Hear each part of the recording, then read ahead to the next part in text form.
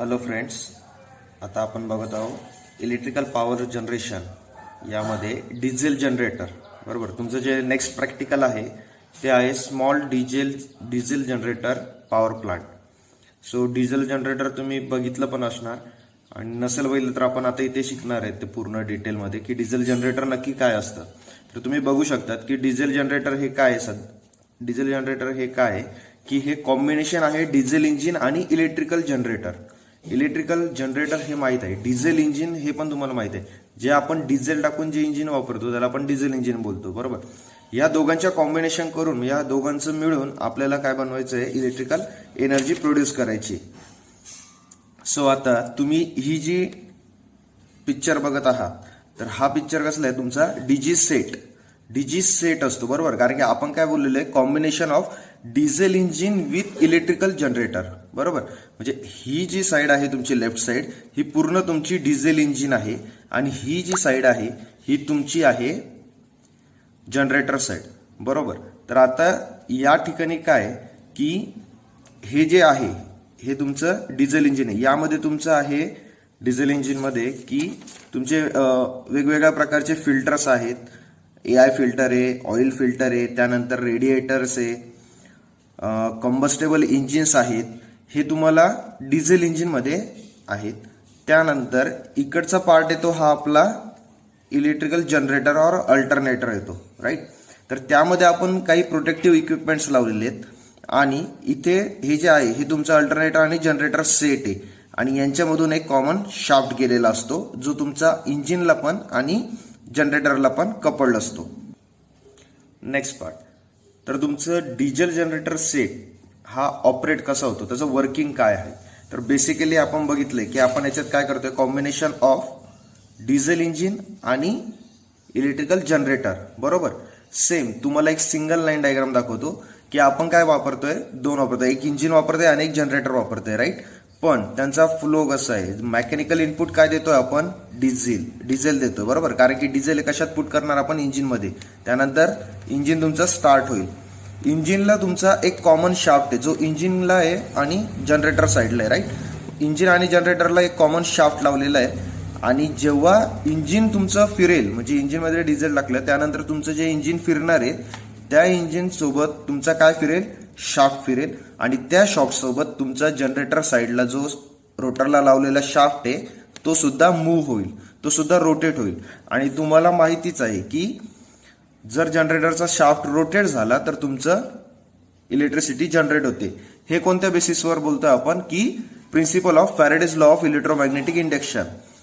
Diesel set work कशावर होतो, on which principle it works on the Faraday's law of electromagnetic induction. You know that what is the statement of Faraday's law of electromagnetic induction? Whenever the current carrying conductor placed in magnetic field, that conductor cuts the magnetic flux and produce the EMF in conductor. Right, हा काय आपला Faraday's law of electromagnetic induction. Next याच्यात मी तुम्हाला ते prove करतो ती कसं होतं. ओके, आता आपण बघणार आहेत एसी जनरेटर आणि अल्टरनेटर. एसी जनरेटरलाच अल्टरनेटर बोलतात. सो त्याचं आता वर्किंग कसं होतं, त्याचं कन्स्ट्रक्शन कसं आहे. बरोबर, तर मेनली अल्टरनेटरचे तुमचे पडतात दोन पार्ट. तर पहिला येतो स्टेटर जो इथे डायग्राम मध्ये शोन केलेला आहे. हा जो पार्ट आहे हा तुमचा स्टेटर आहे, सी, ज्याच्यावर तुमचं आर्मेचर वाइंडिंग माउंट केलेली. राईट, नेक्स्ट येतो तुमचा रोटर. तर रोटर पार्ट कोणता आहे, तुमचा आतला हा जो पार्ट आहे हा तुमचा रोटर पार्ट आहे. नेक्स्ट तुमचं जे स्टेटर आहे त्याच्यावर काय मी बोललो जसं की त्याच्यावर तुमची आर्मेचर वाइंडिंग ही प्लेस केलेली आहे आणि ती आर्मेचर वाइंडिंग तुमची आउटपुट टर्मिनलला आहे.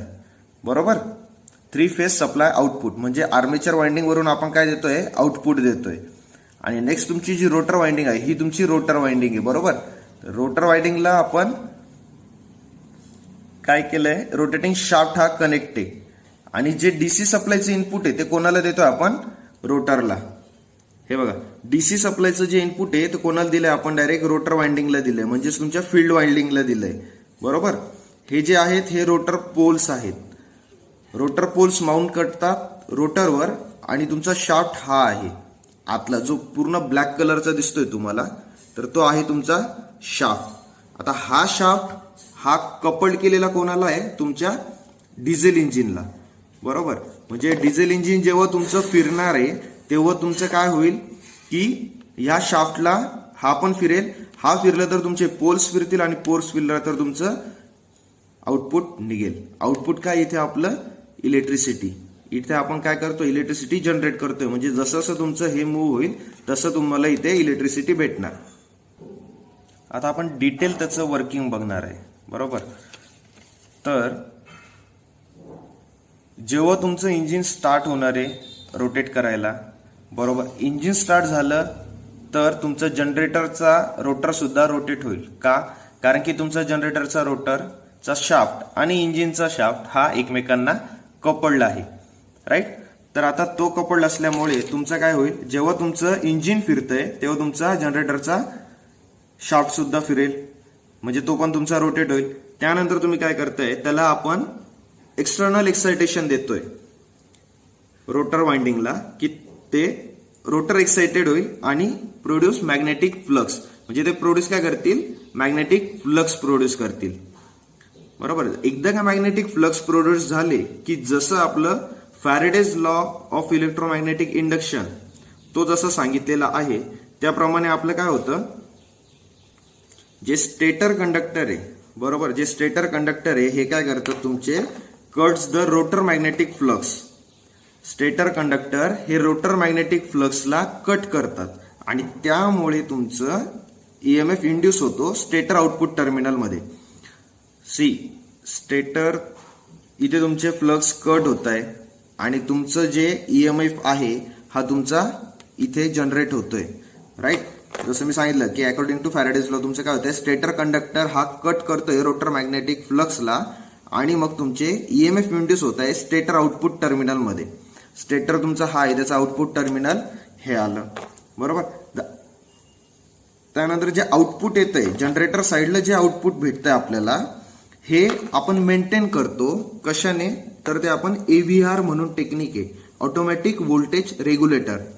ऑटोमॅटिक व्होल्टेज रेग्युलेटर ह्या टेक्निकने आपण काय करतो, तुमचं जनरेटर साईडचं जे आउटपुट आहे हे मेंटेन करतो. आता ते मेंटेन करायची का गरज आहे, कधी कधी काय होतं, जेव्हा आउटपुट जे आपल्याला पाहिजे, समजा जर ते एका डिझायर्ड व्हॅल्यू पेक्षा कमी येत असणार तर आपण काय करतो, त्याला AVR टेक्निकने त्याला इन्क्रीज करतो. म्हणजे फील्ड करंट आहे हा फील्ड करंट देतो आपण रोटर वाइंडिंगला. तर फील्ड करंट का देतो की तुमचा फील्ड करंट जास्त झाला तर तुमचा आउटपुटही जास्त मिळेल. त्यासाठी आपण काय करतो, AVR टेक्निकने आपण इन्क्रीज फील्ड करंट करतो. सो तुमचा फील्ड करंट इन्क्रीज होणार आहे, बरोबर. तर जसं तुमचा फील्ड करंट इन्क्रीज होईल तसं तसं तुमचं काय होणार आहे, जे मॅग्नेटिक फ्लक्स आहे जे प्रोड्यूस होणार आहे ते पण इन्क्रीज होतील रोटर साईडला. ते इन्क्रीज झाले की स्टेटर तुमचा ते फ्लक्स कट करणार आहे. जसं जसं ते जेवढे जास्त आपण फ्लक्स कट करणार तेवढं जास्त तुमचं काय होणार आहे की ईएमएफ इंड्यूस होत जाणार आहे. आणि मोर ईएमएफ इंड्यूस होण्यासाठी आपल्याला काय करायचं आहे, तर मोर आपल्याला मॅग्नेटिक फ्लक्स पाहिजेत. सो म्हणून आपण AVR टेक्निक यूज करतो आणि त्याने काय करतो, फील्ड करंट आपण देतो रोटर साईडला आणि तो फील्ड करंट जास्त झाला की तुमचा फ्लक्स जास्त होतात आणि तुमचा ईएमएफ इंड्यूस होतो, राईट. या ठिकाणी आता आपलं जे डिझेल जनरेटर आहे त्याचं वर्किंग झालं आहे. त्यानंतर आय होप तुम्हाला समजलंच असणार. So thank you.